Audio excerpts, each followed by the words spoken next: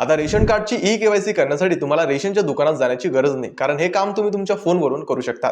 यासाठी तुम्हाला मेरा ई-केवायसी आणि आधार फेस आरडी ही ॲप्लिकेशन डाउनलोड करावी लागणार आहे। आता यामधील तुम्हाला मेरा ई-केवायसी ही ॲप्लिकेशन ओपन करायची आहे आणि या ॲप्लिकेशनला सर्व परमिशन देऊन टाकायची आहे।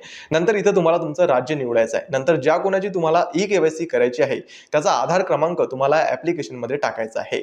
नंतर त्या आधार कार्डला लिंक असलेल्या मोबाईल क्रमांकावर एक ओटीपी येणार आहे, तो ओटीपी तुम्हाला इथे टाकायचा आहे आणि खालील कॅप्चा कोड तुम्हाला टाकायचा आहे। आणि नंतर पुढे तुम्हाला फेस ई-केवायसी असं एक ऑप्शन बघायला मिळेल, इथे तुम्हाला क्लिक करायचं आहे। आता इथे क्लिक केल्यावर तुमची आधार फेस आरडी ही ॲप्लिकेशन सुरू होऊन जाणार आहे। आता या ॲप्लिकेशनमध्ये तुमचा कॅमेरा सुरू होऊन जाणार आहे। आता ज्याची कोणाची तुम्हाला ई-केवायसी करायची आहे त्याला तुम्हाला या कॅमेरा समोर आणायचं आहे आणि त्याचे डोळे 4 ते 5 वेळा त्याला उघड झाप करायला लावायचे आहे आणि इथंच तुमचं काम संपलेलं आहे। अशा प्रकारे फक्त घर बसल्या 2 ते 3 मिनिटांमध्ये तुम्ही कुठूनही तुमच्या रेशन कार्डची ई-केवायसी करू शकणार आहे। त्यामुळे ही महत्त्वाची माहिती जास्तीत जास्त लोकांपर्यंत शेअर करायला विसरू नका।